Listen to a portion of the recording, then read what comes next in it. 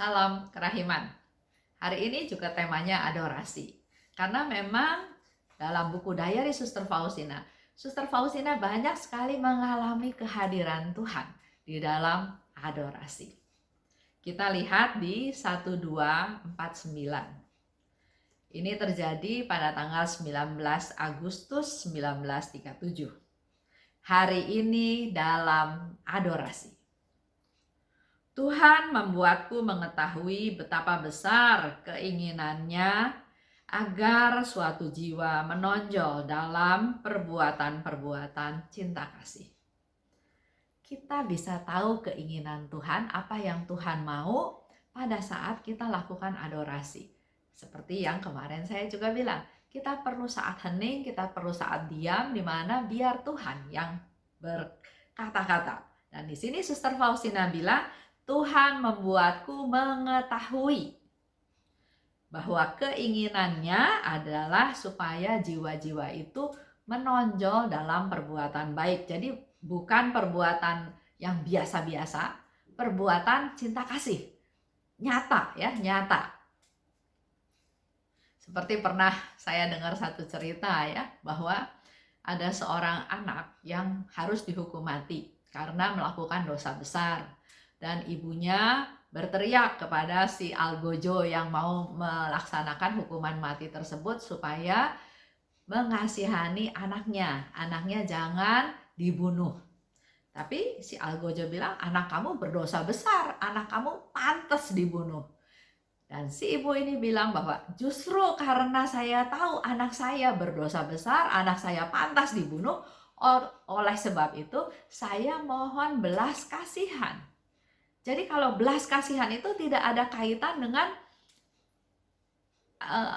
kesetaraan apa yang dilakukan, tapi justru karena dia tidak punya hak, makanya mohon belas kasih.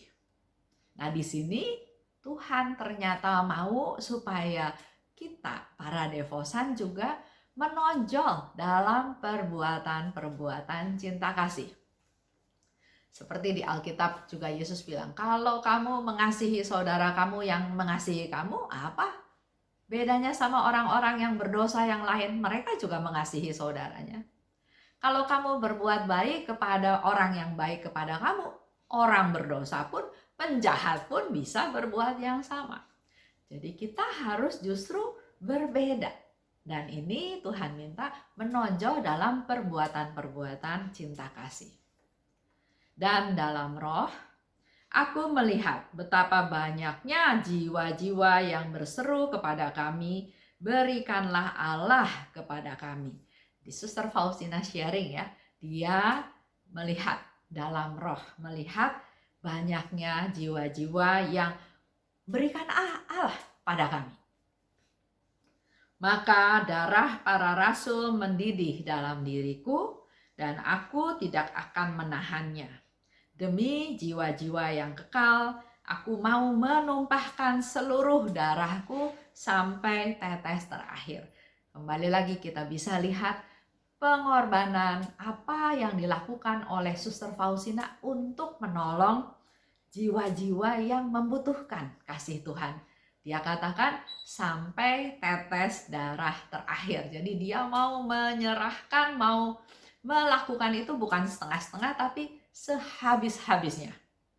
Memang barangkali Allah tidak akan menuntutnya dalam bentuk fisik, tapi dalam roh hal itu mungkin dan tidak sedikit pahalanya. Jadi dalam melakukan perbuatan kasih tadi ya, menonjol dalam tindakan cinta kasih, tidak harus nyata fisik, tapi bisa juga dalam roh.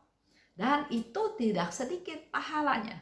Kita berdoa buat yang sekarat, kita berdoa buat yang meninggal, kita berdoa buat mereka-mereka yang membutuhkan doa kita. Tidak sedikit pahalanya. Kesimpulannya, 1. Tuhan mau supaya jiwa-jiwa menonjol dalam perbuatan cinta kasih. 2, banyak jiwa yang merindukan Allah. Berikan Allah pada kami. 3. Suster Faustina mau berkorban.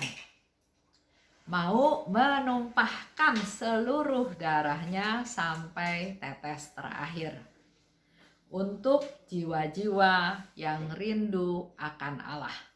Mau jadi silih. Keempat, menonjol dalam perbuatan cinta kasih. Tidak harus dalam bentuk fisik, tapi dalam roh. Dan besar pahalanya. Itu aja. Terima kasih. Salam kerahiman.